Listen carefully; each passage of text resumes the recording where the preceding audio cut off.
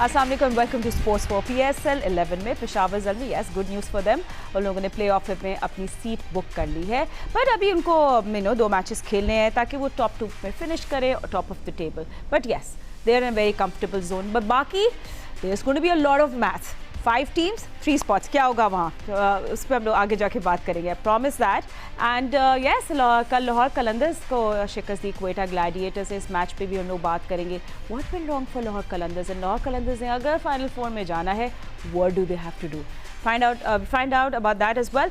But उससे पहले under Shan Masood की captaincy, under new head coach Sarfaraz Ahmed की पाकिस्तान टेस्ट स्क्वाड का ऐलान हो गया है, जिन्हें बांग्लादेश का टूर करना है, जो फर्स्ट टेस्ट खेला जाएगा 8 से 12 मई के दरमियान और दूसरा टेस्ट 16 से 20 में। So let's have a look at the squad. 4 uncapped players भी हैं एंड जस्ट रिमाइंडर कि स्क्वाड किस तरह लग रहा है। आज जो अनाउंस हुआ है 16 रुकनी स्क्वाड, उसमें शान मसूद आपको पता है captain, Abdullah Fazil, Imad Bhatt, Azan Uwais, Babar Azam, Hasan Ali, Imam, Khurram Shahzad, Mohammad Abbas, Mohammad Rizwan, Ghazi Ghori, Noman Ali, Sajid Khan, Salman Ali Agha and yes batting coach Asad Shafiq हैं और बॉलिंग कोच हैं Umar Gul. So this is a जो बिहाइंड द सीन्स होंगे और ऑन द सीन्स। जो 4 अनकैप्ड प्लेयर्स हैं, अमाद भट्ट आपको पता है एक फास्ट बॉलिंग ऑलराउंडर है, उन्होंने बहुत सारा एक्सपीरियंस है, more than 10 years of experience in domestic circuit. और अगर आपने जनवरी में डोमेस्टिक क्रिकेट को थोड़ा फॉलो करे होंगे आपको याद होगा बड़े इन्फेमस उनकी 4 विकेट्स थी अगेंस्ट SNGPL, PTV को प्रेजेंट कर रहे थे, उन्हें 40 रन इस तरह डिफेंड किए थे। सो वहाँ से सब कुछ मेमोरी याद आएगी। एंड विकेट कीपर गाजी गौरी भी, उनका भी इंटरनेशनल एक्सपोजर हो चुका है, वाइट बॉल में उन्हें डेब्यू किया था अगेंस्ट बांग्लादेश। एंड लास्ट जो टेस्ट खेला था पाकिस्तान ने अगेंस्ट साउथ अफ्रीका, उनमें से कौन से प्लेयर्स अब इस स्क्वाड में नहीं है, let's have a look. Abdullah Shafique, Asif Ali, Ibrar Ahmed, Kamran गुलाब and Rohail Nazir have not been called. हमारे एनालिस्ट हमारे साथ मौजूद हैं, उनसे बात करते हैं। Let's see what they think of this squad. मेरे साथ हैं क्रिकेट के सिकंदर mister Sikandar Bakhsh, Pakistan cricket team के former captain mister Rashid Latif, and मेरे साथ senior sports journalist Syed Yahya Husaini, test cricketer Ahmad Shahzad ने भी मुझे ज्वाइन किया है। Thank you so much gentleman, आपने हमें ज्वाइन किया है। सो याहिया, इंटरेस्टिंग हाँ, अभी ये जो सीरीज़ है ये ICC world test champion cycle का हिस्सा होगी। पाकिस्तान करंटली वहाँ 5th पोजीशन पे है, you have to play this 2 test. आपने क्या सेंस बनाई है स्क्वाड की? देखिए फातिमा, सबसे पहले तो मैं सरफराज को मुबारकबाद देना चाहूँगा। Shan Masood is very lucky, एक नई ज़िंदगी उनको मिली है, क्योंकि मेरा ख्याल है कि उनको इस मौके से फ़ायदा उठाना चाहिए। और जहाँ तक सरफराज की बात है, सरफराज के हवाले से मिक्स राय है थोड़ी सी, लेकिन मैं उनको ये कहूँगा, मेरी उनसे ये हम्बल रिक्वेस्ट होगी कि एक मौका उनको मिला है, अगर उन्होंने कप्तानी में कॉम्प्रोमाइज़ किए थे, यहाँ पर उनको कॉम्प्रोमाइज़ नहीं करने चाहिए बहुत सारी चीज़ों में। That's good for Pakistan cricket. 64 first class मैचों के बाद 30 साल के अमाद भट्ट, जिन्होंने 2015 में फ़र्स्ट क्लास डेब्यू किया था, वो पाकिस्तान क्रिकेट में आए हैं एज ए ऑलराउंडर। अजान उवैस 33 फर्स्ट क्लास मैचेस। हम बात करते हैं यहाँ बैठ के कि फ़र्स्ट क्लास क्रिकेट को रिस्पेक्ट देनी चाहिए। आई थिंक मिर्ज़ा साद बेग ने टॉप किया, 1000 रन किए, बट गाजी गौरी सारे तो नहीं खेल सकते। बाकी टीम के हवाले से अगर मैं कहूँ तो चलें ठीक है, पहली सीरीज़ है सरफराज की, लेकिन मुस्तकबिल में ख़ास तौर पर शाहीन शाह अफरीदी के हवाले से पाकिस्तान क्रिकेट बोर्ड को भी फ़ैसला करना चाहिए और ख़ुद शाहीन शाह अफरीदी को भी फ़ैसला करना चाहिए कि उन्होंने टेस्ट क्रिकेट खेलनी है या नहीं खेलनी। इंतहाई माजरत के साथ मुझे ये अल्फाज का इस्तेमाल करना पड़ रहा है कि वो किसी शायर ने खूब कहा है ना कि दिल के फपोले जल उठे सीने के दाग से, इस घर को आग लग गई घर के चिराग से। तो हम बात करते हैं कि जी पाकिस्तान क्रिकेट में क्रिकेट बोर्ड गलत फ़ैसले करता है, कॉम्प्रोमाइज़ करता है, पसंद नापसंद चलती है, लेकिन पाकिस्तान क्रिकेट को इन खिलाड़ियों ने भी बहुत ज़्यादा जो है वो डैमेज किया है। और देखिए, आप ऑक्शन की बात कर रहे थे कि दुनिया की लीग में ऑक्शन होते हैं, ऑक्शन आ गया। यहाँ पर आप जो पाकिस्तान से प्लेयर खेल रहे हैं उनकी कारकर्दगी आप देख लीजिए, तो एक अच्छा मौका मिला है और इस टीम में बहुत सारे खिलाड़ी लकी हैं कि वो टीम में आ गए हैं। तो आई थिंक खिलाड़ियों को अपने बारे में सोचना चाहिए, क्योंकि अल्टीमेटली उन्होंने ग्राउंड में जाके परफॉर्म करना है। तो एक नई शुरुआत है। Best of luck Pakistan cricket board and best of luck Shan Masood, खास तौर पर उनको मैं कहूँगा कि इससे ज़्यादा उनको अब मौका मिल नहीं सकता, and Sarfaraz Ahmed. So first coaching assignment है राशिद भाई सरफराज अहमद का, I mean with the senior team. Interesting होगा, सरफराज की बड़ी एक personality is always been a captain, उनके अंदर हमेशा वो जर्म्स थे to be a captain, now as a head coach. दिलचस्प होगा विद शान मसूद, उनकी कैसी केमिस्ट्री होती है। And while you are at it, आप क्या कहेंगे ऑल द स्क्वाड के साथ के प्लेयर हैं? सरफराज काफ़ी अर्से से पाकिस्तान क्रिकेट के साथ मुंसलिक, अंडर 19 से हैं, और जब क्रिकेट छोड़ी उसके बाद भी फ्रेंचाइज क्रिकेट हो जाए या शाहीन हो जाए या अंडर-19 हो जाए, उसके साथ हैं। असद शफीक भी 2 साल से हम देख रहे हैं कि कराची में भी एकेडमी जो चला रहे हैं, विमेन क्रिकेट के साथ भी हैं, सेलेक्टर भी थे।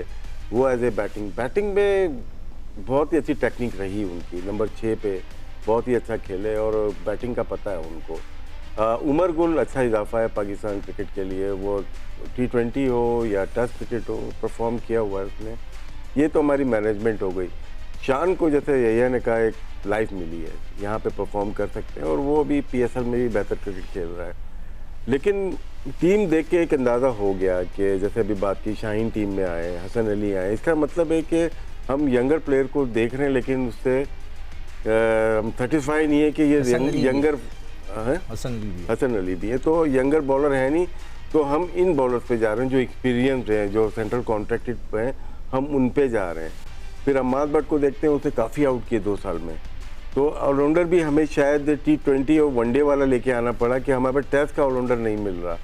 एक ये है, दूसरा हम स्पिनर भी देखते हैं, दोनों स्पिनर वही हैं जो खेलते हुए आए, साजिद हो गए, नुमान हो गए, तो यहाँ पे उस्मान एक और शायद मुझे लगता है कि बैट्समैन बहुत ज़्यादा हैं टॉप ऑर्डर, एक उस्मान अली हो सकता है जिसने 100 आउट किए पूरे सीजन 2 साल में। और मुश्ताक कलोड़ो को देखते हैं तो 104 आउट किए हुए हैं, और अम्मार को देखते हैं उसने 2000 रन किए हैं, 21 साल का प्लेयर है वो, 21 साल प्लेयर है।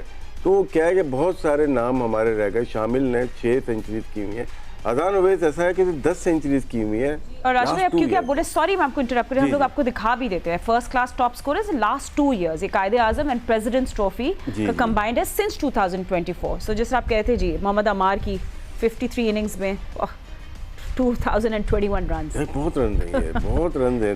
2 इयर्स का ये कि पॉलिसी बननी चाहिए कि 2-3 साल जो भी है प्लेयर ने परफॉर्मेंसेस दी हुई है उनका आप देखना चाहिए।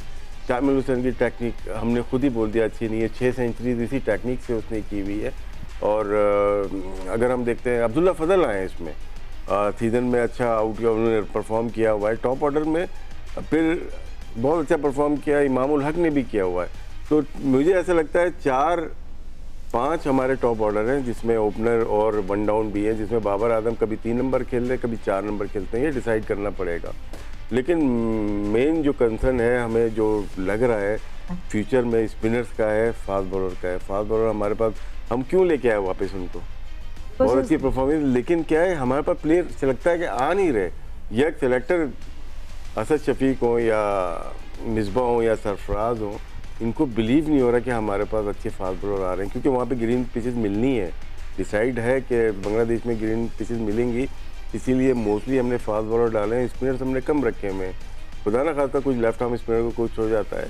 आसिफ आफरीदी का मुझे नहीं पता अभी फिटनेस लेवल क्या, आखिरी एक ही टेस्ट मैच खेले वो, उन्होंने 9 आउट किए, तो वो किस लिए खिलाया था, ये भी एक बात है करने की। बात बहुत ज़्यादा है लेकिन टीम अनाउंस हुई है, और सिक्कू भाई के पास जाहिर सी बात है विकेट कीपर पे मैं चाहूंगा सिक्कू भाई बात करें। वो तो आप बोल दो ना, तुम भी विकेट कीपर हो। नहीं मैं लंबा हो गया ना, वापस आऊंगा इस सीजन का सबसे अच्छा। चले आप बोल दो, वरना मैं एमएच के पास जाने वाली थी। चले आप बोलो। सबसे ने बोला है कि Sarfaraz is a good induction, मैं समझता हूँ ये सबसे बड़ा नुकसान होगा Pakistan cricket. Really, why do you say that? Because आप ऐसे प्लेयर को जो कि उन लड़कों के साथ खेल रहा हो उसको आप कोच नहीं बनाते। आप 10 साल का ये मैं आपको लिख के देता हूँ, ये मैं अपने एक्सपीरियंस से बोल रहा हूँ। आप किसी बड़े से भी पूछ लें, कोई सेंसेबल आदमी से पूछ लें, देखें नकवी साहब को हम कुछ नहीं कह सकते, वो बहुत बड़े काम कर रहे हैं, इतने बड़े काम कर रहे हैं कि हम उनको सलूट मारते हैं। ये जो इनके साथ जो लोग बैठे हैं ना, जिनको उन्होंने दी हुई क्रिकेट, मैंने खुद देखी है ना, मैं तो वहाँ मौजूद रहा हूँ 3-4 साल और 3-4 मीटिंग्स में अंदर, तो मैंने देख लिया उन सबको। Sarfaraz was playing with the boys, वो आकर उनको कोच करेगा, इट्स नॉट पॉसिबल। ये बहुत बड़ी मिस्टेक है। कोच और प्लेयर के दरमियान 10 साल का फासला होना चाहिए। वहाँ पे वो जो है ना, वो बाबर भाई सैफी, मैंने अपनी आंखों से देखा हुआ है ना कि जब कोच आप ही का बंदा, आप ही का दोस्त होता है, तो फिर वो कहते हैं जी सैफी भाई भाई भाई ये हो रहा होगा। ये बहुत बड़ी मिस्टेक है। This is your opinion, my opinion। और अगर सरफराज को मैं ये कहूँगा भाई आप गलत साबित करके देंगे, सिकंदर बख्श साहब आपने गलत साबित किया, मैं 2 सीरीज़ें 4 सीरीज़ें जिता दी पाकिस्तान को और मैं वाह वाह हो गई मेरी, नंबर 1। नंबर 2, सेलेक्टर्स ने खुद अपनी सिलेक्शन को डिनाई कर दिया by not selecting Asif Afridi. जैसे इसने बताया, उनको मैंने उस वक्त कितना श्योर किया, मेरे पास पेपर पड़े हुए, पेपर मिनट्स पड़े हुए ऑन द मीटिंग कि मैंने बोला कि मैं किसी हाल में आपको वोट नहीं दूंगा कि आप इसको खरीदें, इसलिए कि इसका मतलब ये हुआ कि पाकिस्तान की क्रिकेट ख़त्म हो गई है कि आप 40 साल के लड़के को डेब्यू करा रहे हैं, गलत कर रहे हैं आप गलत, जिस तरह अभी मैंने बोला ना आप पछताएंगे, वो यही हुआ, ड्रॉप कर दिया, क्या फ़ायदा हुआ? अगर कोई बच्चा यंग, अब ये लड़का मुझे मिला था उस्मान अली, मैं एक दिन ग्राउंड पे था, उसको मुलाकात हो गई, ठीक है, इसने आके मुझे बताया कि सर मैंने इस सीज़न में इतने आउट किए, पिछले सीज़न में इतने आउट किए। मैंने कहा अब मैं तो आपको जानता ही नहीं था।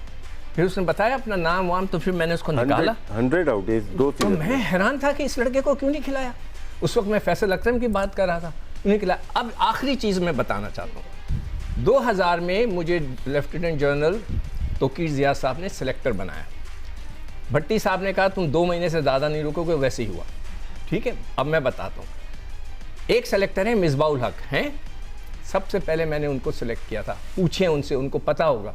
मैंने जाके वहाँ इस बात पे लड़ाई की कि मिसबाउल हक के हाईएस्ट स्कोर हैं फर्स्ट क्लास क्रिकेट में। ओके। उन्होंने कहा नहीं जी, एक बहुत टैलेंटेड क्रिकेटर है जो हमारे कोच का भांजा है, हम उसको लेंगे। मैंने कहा जी उसका रिकॉर्ड ये 3 सीजन में उसके 600 हैं, मिसबा के 1200 हैं एक सीजन में, आप हर हाल में उसको लेंगे। What are you getting at? What's the कि point? जो लड़का सबसे ज्यादा रन करता है Right. डोमेस्टिक क्रिकेट में, you must honour him. 7 Baig को ठीक है। नकवी साहब ने, सुन लो ना, अपने हाथों से best batsman, best wicket keeper की ट्रॉफी दी है और आपने उसको सेलेक्ट नहीं किया, तो उसका मतलब है बंद कर दें। जो मैं कहता हूँ ना फर्स्ट क्लास क्रिकेट, 5 करोड़ रुपए बचेंगे। मैं तो 2 करोड़ कह रहा था, राशिद ने बताया 5 करोड़ रुपए खर्च। अच्छा, you know, Arab, Ahmed, the sorry, thing sorry, is, जिस तरह सिकंदर भी कह रहे हैं कि सरफराज का, what do you feel like as a cricketer? आप करंट सर्किट में है, you know the boys, you have someone जो आपके ही सर्किट में आके आपका हेड कोच बन गया, how would you feel? And I really want to know your perspective as well। और फिर स्क्वाड पे भी थोड़ी सी एक बात कर लेगा।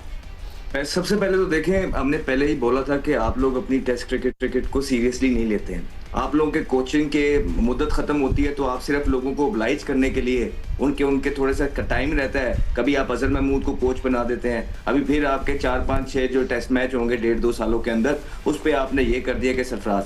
अब मुझे एक बात बताइए कि एकदम इतना यकीन कैसे आ जाता है लोगों पे कि वो इतने अहल हो जाते हैं। पहले वो सैक होते हैं पाकिस्तान क्रिकेट टीम से, उसके बाद फौरन ही अपने प्लेइंग डेज के अंदर इतने अहल हो जाते हैं कि वो कोच भी बन जाते हैं, ठीक है, और वो सिलेक्शन कमेटी में भी आ जाते हैं। फिर आप मुझे ये बताएं कि आपको हम कहते हैं कि आप ओवरलैप करते हैं चीज़ों को, आपका ट्रस्ट लेवल नहीं है प्लेयर्स के दरमियान में। वो आपका रुहेल नज़ीर जो है वो अरसे दराज से परफॉर्मेंस कर रहा है टेस्ट फ्रेटर्निटी में। आपके जो अजान अवैस हैं वो इतनी परफॉर्मेंसेस कर रहे हैं, आपने वो तमाम प्लेयर्स को पीछे छोड़ के आपने गाजी गौरी को फिर डाल दिया है। जरा प्लीज ये जो भी करते धरते हैं, जो डिसीजन मेकर हैं, जो ऊपर बैठे हैं, जरा पता तो कराएं कि ये कौन है, ये कौन इनको सपोर्ट कर रहे हैं और कितनी पोटेंशियल वाले प्लेयर हैं, कितनी परफॉर्मेंस है, या कोई और चक्कर है। जरा ये देखें ये सारी चीजों को कि किस तरह सिलेक्शन हुई हुई है। और फिर आप देखें कि आपकी फास्ट बॉलिंग, आपको कोई इस दफा पीएसके के अंदर से फास्ट बॉलर नजर नहीं आया, आपने वो फास्ट बॉलिंग डाल दी है। आपको पता है कि वो आपको जो है ना वहाँ घास छोड़ेंगे, और घास छोड़ के नहीद राना इस फ्लैट पिचेस पे आपके प्लेयरों से, प्रीमियम आपके बैट्समैनों से खेले नहीं जा रहे थे, तो वहां पे वो क्या करेंगे आपके साथ। आपने तमाम वो टीम और तमाम जो हम तब्दीली का ख्वाब देख रहे थे पिछली टेस्ट सीरीज के बाद, ये सारी चीजें आपने खत्म। आसिफ अफरीदी उसने आखिरी इनिंग में 9 आउट किए हुए, जिस तरह दूसरे पैनलिस्ट कह रहे हैं आपने उनको। फिर अबरार अहमद, यार आप पीएसएल का मवाजना आप अबरार अहमद को टेस्ट से बाहर करके कर रहे हैं कि उसने 3-4 मैचेस में अच्छी बॉलिंग नहीं की है। इस तरह आप प्लेयर्स को डेवलप, तो ये फिर से वही काम स्टार्ट हो गया। अब आप देखते रहेंगे कि बहुत सारी चीजें मीडिया पे आने स्टार्ट हो जाएंगी। मसला ये है कि आपके टेस्ट मैचेस ही 2-3-4 होते हैं, तो किसी को कुछ मौका ही नहीं मिलना है। जैसे ही आप पे तनकीद स्टार्ट होगी वहां T20 या वनडे आ जाएगा। तो बस इस तरह लोगों को ओबलाइज किया जा रहा है, सिर्फ लोगों को खुश किया जा रहा है कि अच्छा यार ये सेटिंग के अंदर आ गया है, अब इसको हम इधर भी ले जाते हैं, इधर भी ले जाते हैं, इधर भी ले जाते हैं, बस ठीक है। 3-3, 4-4 जॉबें एक बंदे को आप दिए जाए और इसी तरह पाकिस्तान की क्रिकेट चलती रहेगी। और ये वर्ल्ड कप अभी गुजरा है, उसके बाद PSL हुई है, तो ये तब्दीलियां आपको देखने को मिल रही है पाकिस्तान क्रिकेट में। मैं एक चीज बता दूं, लास्ट गाजी गौरी ने मैच खेला है कायद आजम ट्रॉफी का, एक मैच, ठीक है, उसने 80 रन किए हुए उसके अंदर दोनों इनिंग में। आपको मैं बता दूं अम्माद बट, ठीक है, अम्माद बट ने इस सीजन में 3 मैच खेले, उसकी उम्र 31 साल है, 92 रन किए और 4 विकेटें लिए, and he is in the Pakistan side. Ghazi Ghori का थोड़ा काउंटर सिक्कू भाई को हल्का सा देना चाहता हूँ कि 2 साल की परफॉर्मेंस अगर देखेंगे, अगर पॉलिसी बनाते हैं 1200 रन थे उसके मिडिल ऑर्डर में, तो रिक्वायरमेंट मिडिल ऑर्डर थी और उसकी 46 की एवरेज है। बैटिंग अगर देखा जाए, ठीक है, 7 टॉप ऑर्डर है, अच्छा बैट्समैन, विकेट कीपर है, डिजर्व करता है, लेकिन कहीं ना कहीं गाजी गौहरी भी अच्छा प्लेयर है।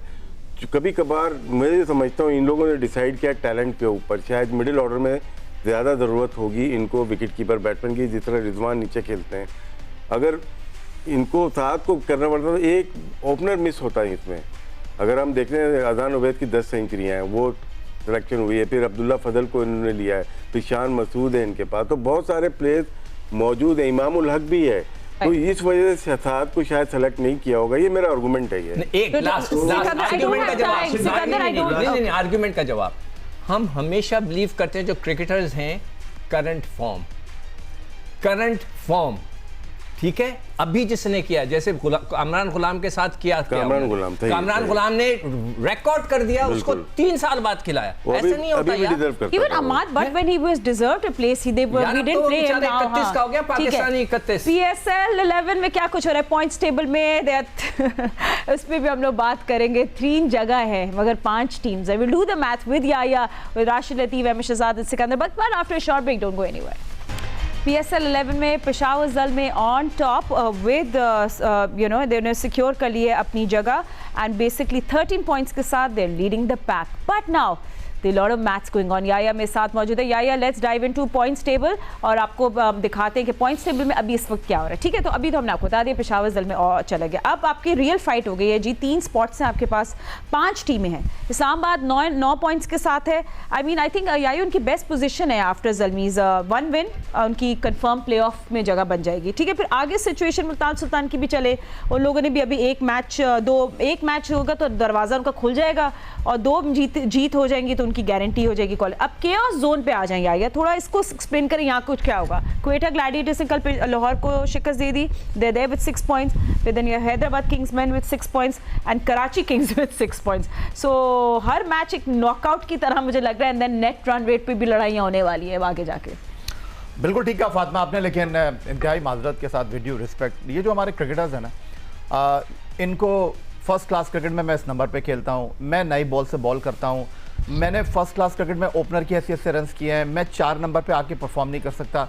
मैं लाहौर कलंदर के साथ स्टार्ट कर लेता हूँ। आप अगर बात करते हैं कराची में आके, ऐसा लग रहा है कि बैटिंग करना ही भूल गए हैं, पानी शायद कौन सा पी लिया है जो लाहौर में मिल रहा था यहाँ नहीं मिल रहा। यहाँ पर पेशावर ज़ल्मी ने 284 रन्स किए 3 विकेट के ऊपर। इस मैदान पर 182 रन्स किए कोयटा ग्लैडिएटर ने। इस मैदान पर 189 चेस करके मुल्तान सुल्तान की टीम जीती।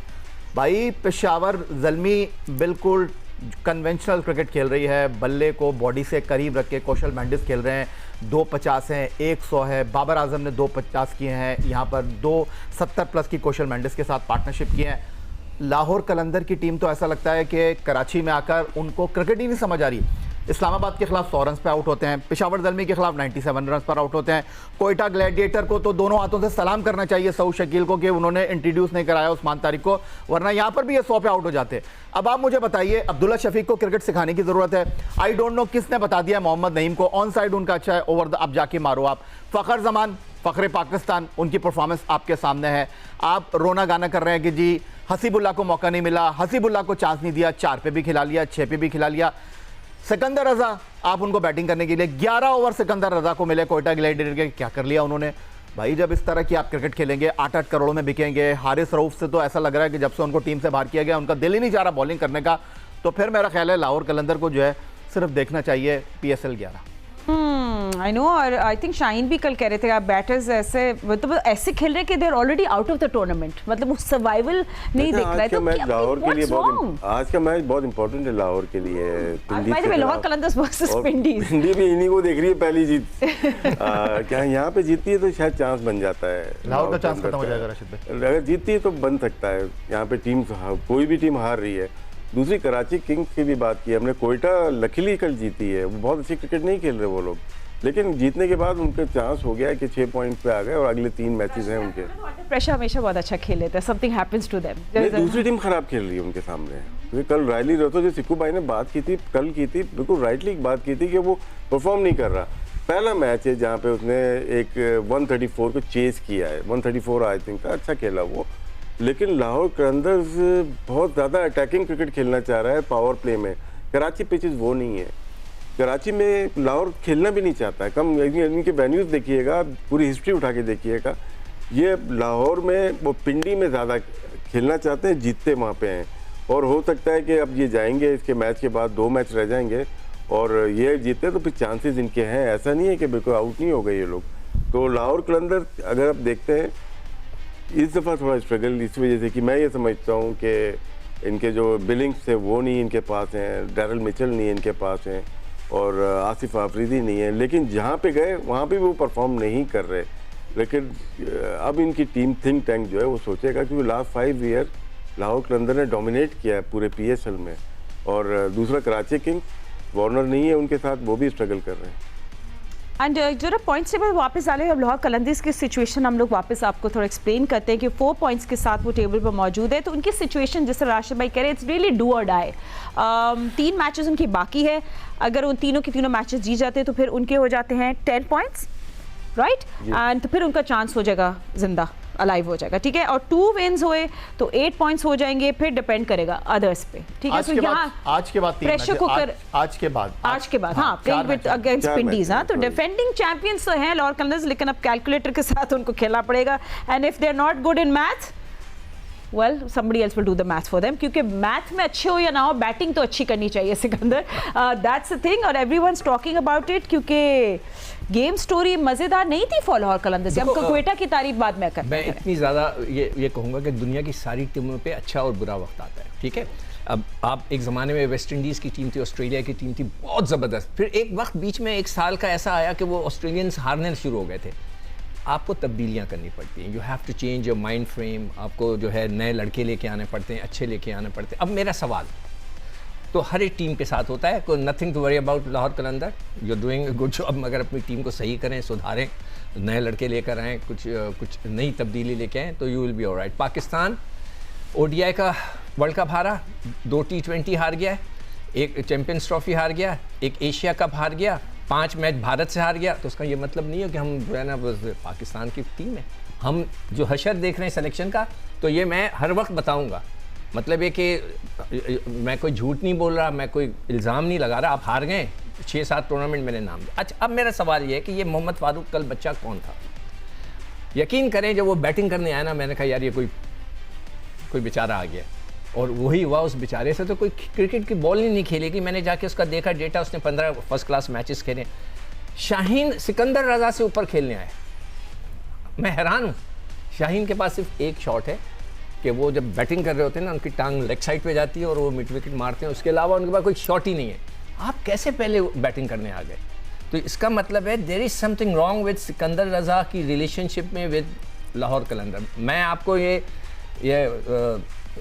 या ज़्यादा जासूसी करता है, ये निकाल के ले आएगा कि ये इन्वेस्टिगेशन, हाँ इन्वेस्टिगेशन, इसको ये बैटिंग ऑर्डर आपने इसको हसीबुल्लाह को नीचे कर दिया, मोहम्मद फारूक को ऊपर कर दिया, कैसे कर सकते हैं आप?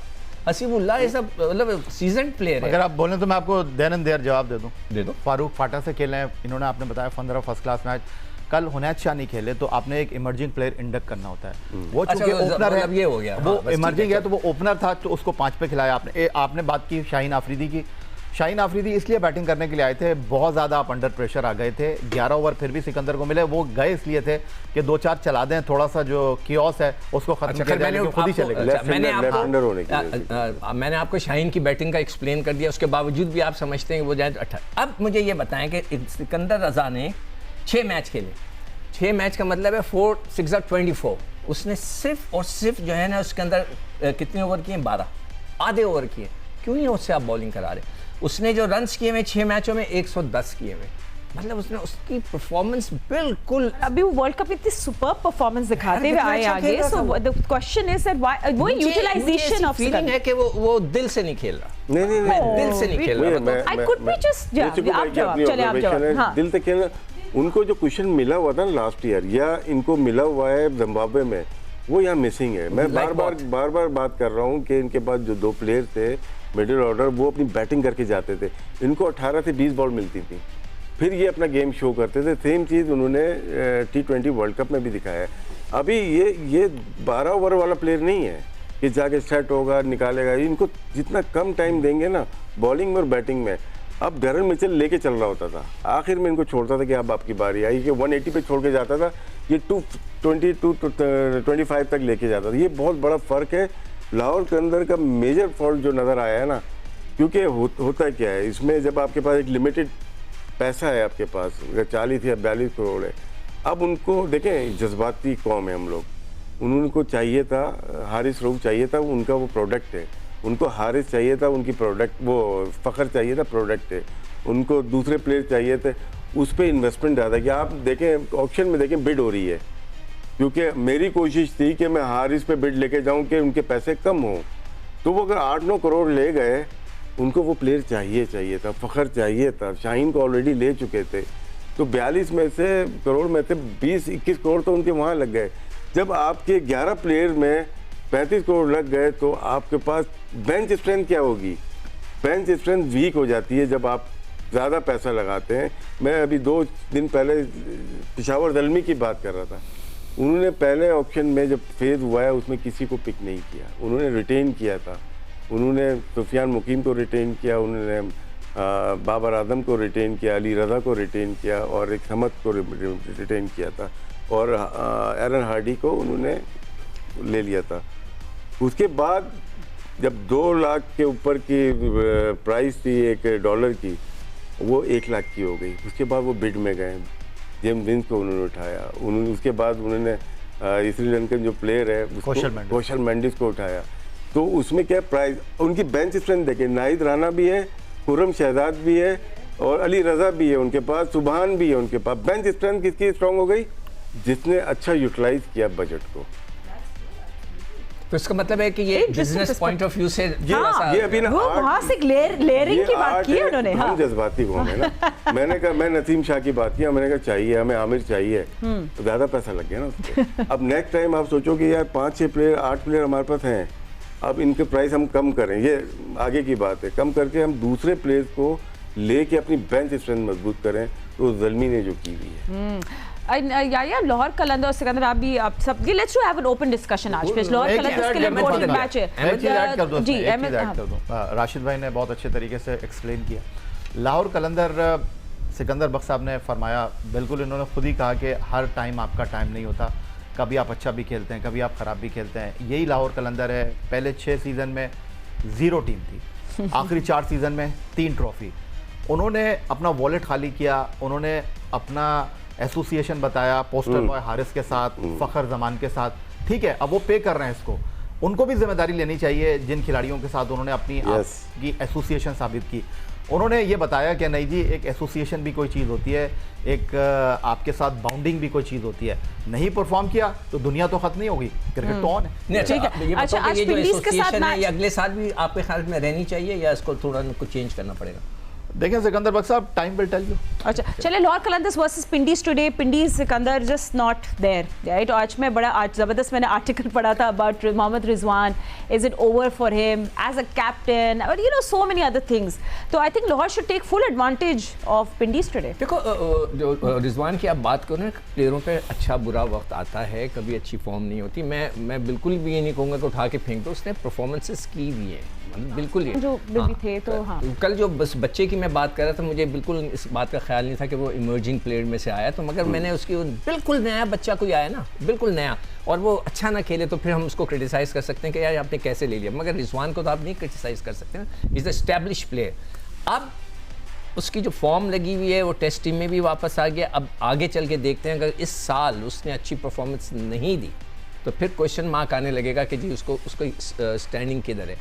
अब रावलपिंडी की जो चले ठीक है, बाकी से भी पूछ रहे थे, अब मेरे पास टाइम कम हो। दोनों के इतना कहना चाहता हूँ, अगले 2 महीने में you are ready for big surprise. What is wow Rawalpindi? Well, आज पिंडीज का मतलब या मैनेजर बनने वाला है टीम का। हमारी अपनी सिलेक्शन कमेटी जो है उसी के बन सकते हैं, जो जियो न्यूज़ के अंदर है। हाँ, और कहीं आप भी कर सकते हैं। बट राशिद भाई, टेस्ट होगा आज कैरेक्टर का, एंड्योरेंस का, and Lahore Qalandars bounce back कर पाएगा या नहीं, and you know all of that things, high stakes है भैया, इंपॉर्टेंट गेम है, वेरी इंपॉर्टेंट। लेकिन पिंडीज पार्टी को स्पॉइल कर सकती है। हम तो डूबे हैं सनम, तुमको भी ले डूबेंगे। आज अगर पिंडी जीता तो लाहौर भी गया। Oh god, we don't want any. 2 टीमें डूबेंगी। वेल आई होप वहाँ लाइफ गार्ड्स हो, ठीक है।